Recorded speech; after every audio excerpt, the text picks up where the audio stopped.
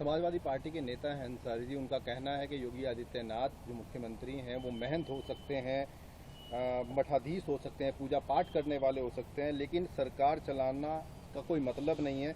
यहाँ तक कि वो गांव के प्रधान बनने लायक भी नहीं है। ये अफजाल जी का अपना निजी बयान है। जिस व्यक्ति को जनता ने चुना है और जो लंबे समय से 7 साल से सरकार चला, वो अलग है कि हम उनकी नीतियों के विरोध करते हैं, लेकिन संवैधानिक ताकत उनके पास है, जनता ने उनको मैंडेट दिया है। तो इस तरह की बातें करना मैं समझता हूँ कहीं तक मैं उनकी बात से सहमत नहीं हूँ। ये अलग है कि वो जिस तरह की डिक्टेटरशिप कर रहे हैं, तानाशाही कर रहे हैं, जिस तरह से जाति धर्म को टारगेट कर रहे हैं, ये दुर्भाग्यपूर्ण है। ये ऐसा किसी संवैधानिक पद पर बैठे व्यक्ति को नहीं करना चाहिए। उसको प्रदेश की जनता को सबको अपना व्यक्ति समझना चाहिए, लेकिन पार्टी आधारित और जाति आधारित और धर्म आधारित राजनीति जिस तरह मुख्यमंत्री योगी आदित्यनाथ कर रहे हैं वो स्वीकार्य नहीं है। लेकिन मैं ये कह दूं कि वो प्रधान गांव की सरकार चलने लायक नहीं, तो ऐसा नहीं है।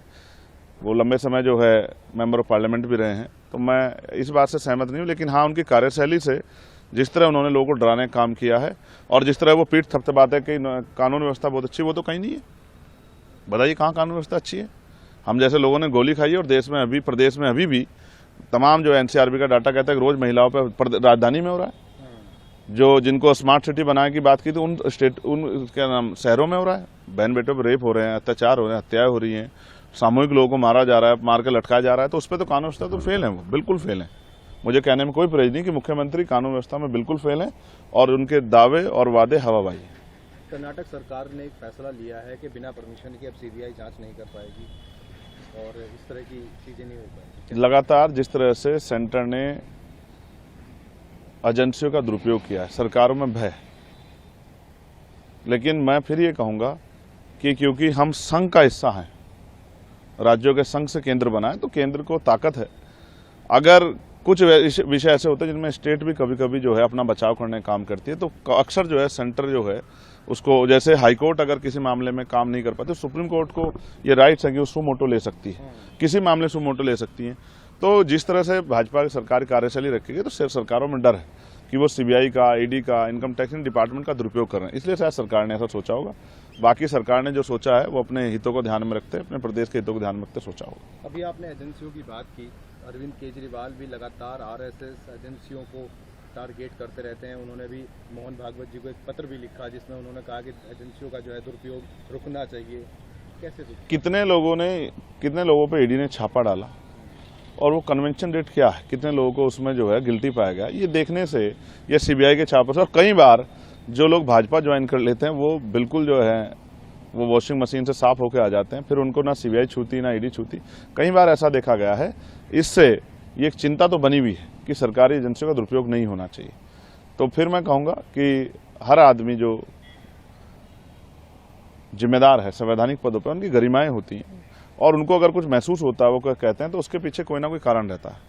ये सिर्फ इसी सरकार का हाल नहीं, पिछली सरकारों ने भी बहुत सारे नेताओं पे सीबीआई लगा के जो है और उनको जो है जबरदस्ती उनसे मत अपने खेमे में लेने का प्रयास किया है। ऐसा उदाहरण हमने जो है ये एनडीए से पहली सरकारों में भी देखा है, जब मैंने देखा कि उत्तर प्रदेश में बीएसपी और समाजवादी को बिना शर्त समर्थन करना पड़ा। ये यूपी की सरकारों में भी हमने देखा है।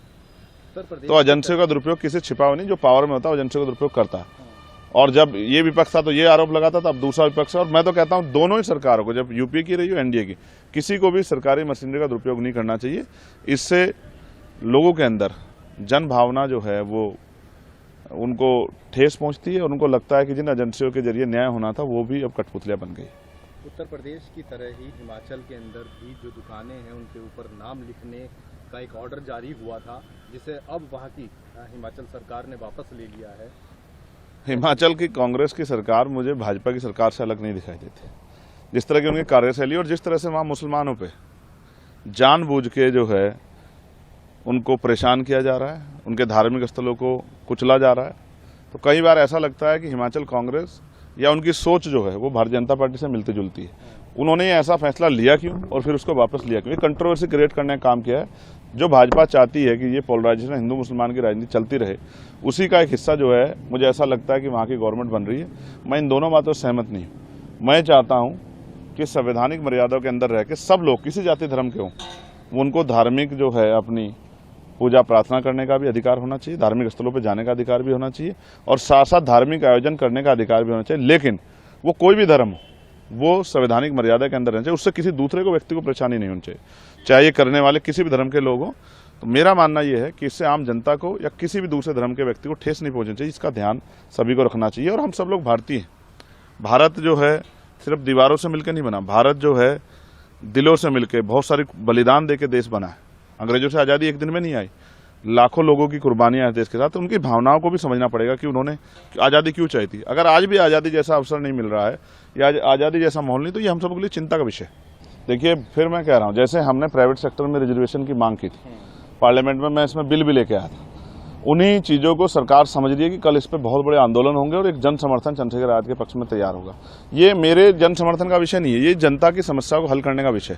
हम इसीलिए जो है पार्लियामेंट में हैं कि ग्रामीण क्षेत्रों में जो महिलाएं हैं, पुरुष हैं, जो रोजगार से जुड़े हुए हैं, जो तमाम तरह परेशानियां फील कर रहे हैं, हम जमीन पर रहते हैं, तो हमें पता है उनकी समस्या क्या है। इसलिए मैंने ये मांग उठाई थी और सरकार इसको सख्ती से लागू कराए और अंतिम व्यक्ति को इसका लाभ मिले, गांव में रहने वाले किस मजदूर को भी और कंपनियों में काम करने वाले वर्कर को भी। कहीं 7,000 रुपये, कहीं 8,000, 10,000 रुपये, 12-12 घंटे काम ले रहे हैं, कॉन्ट्रैक्ट वालों से 15-15 घंटे काम कर रहे हैं, ले रहे हैं, और वेतन क्या दे रहे हैं, 10,000 रुपये, 12,000 रुपये। तो ये सख्ती से लागू होगा, तभी इसका लाभ अंतिम व्यक्ति को मिलेगा, तभी ये महसूस होगा कि सरकार ने राजनीति से प्रेरित होकर और जो चुनाव है उनको इन्फ्लुएंस करने के लिए नहीं किया। सरकार की मंशा आम लोगों को लाभ देने की, और सरकार ने हमारी मांग से सरकार घबराई है। उनको एहसास है अगर ये मांग पूरी नहीं हुई तो इसके बाद फिर बड़ा आंदोलन होगा। तो मैं उम्मीद करता हूं सरकार इसको, जैसे दिल्ली सरकार इसको लागू करने जा रही है, ऐसे ही केंद्र सरकार भी स्टेटों को नोटिफिकेशन जारी करके, प्रमुख सचिव और मुख्य सचिवों को वो एडवाइजरी जारी करके जो है ये फाइनलाइज करे कि अंतिम व्यक्ति को अक्टूबर के पहले दिन से इसका लाभ मिले। और अब 300-400 रुपये पे जबरदस्ती लोगों पे मजदूरी ना कराई जाए, उनको 783 रुपये वेतन जो है प्रतिदिन के हिसाब से मिले। केंद्रीय मंत्री नितिन गडकरी जी का कई बार बयान आया है कि मुझे प्रधानमंत्री बनाने के लिए कुछ लोग वो करते हैं, लेकिन मैं नहीं बनना चाहता, मैं आम कार्यकर्ता हूं। कैसे देखते हैं, क्या कहेंगे इस बयान को? देखिए, सभी की महत्वाकांक्षा होती है कि उनको देश चलाने का मौका मिले। उनकी सरकार है, सरकार अगर चाहे, उनका ग्रुप चाहे तो उनको बना सकता है। वो एक अच्छे आदमी है और जिस तरह से रोड पे उन्होंने काम किया है वो सराहनीय है, उसको नजरअंदाज नहीं किया जा सकता। जिस तरह से आज चारों तरफ जो है हाईवे का एक जाल उन्होंने बनाया है, वो अलग बात है कि उन हाईवे में भ्रष्टाचार भी उन्हीं के लोग बहुत कर रहे हैं और उनमें जमीनों की खरीद फरोख्त में भी भ्रष्टाचार हुआ है। लेकिन मैं समझता हूँ एक अच्छे व्यक्तित्व के व्यक्ति हैं, आगे भविष्य में बनने के बाद क्या करेंगे, ये तो लोग मोदी जी को भी अच्छा समझते थे, लेकिन आज क्या महसूस कर रहे हैं कि वो किसी की सुनते ही नहीं। नौजवान जाते हैं रोजगार मांग, लाठी से पीटते हैं, महिलाएं कर्मचारी जाती है तो लाठी। पुरानी पेंशन का मामला आप देख लीजिए, लगातार जो है कर्मचारी पुरानी पेंशन बहाल करने की मांग कर रहे हैं और हमने उनकी आवाज़ जो है अपने बड़े आंदोलन में भी, जहां लाखों लोग इकट्ठा, वहां भी उठाए, पार्लियामेंट में भी उठाया, लेकिन सरकार उस पर संज्ञान नहीं ले रही है। लिया था संज्ञान, लेकिन पूर्ण रूप से नहीं लिया, उस मंशा से नहीं लिया कि पुरानी पेंशन लागू। हम आज भी उस मांग को मजबूती से उठाना चाहते हैं कि पुरानी पेंशन लागू होनी चाहिए।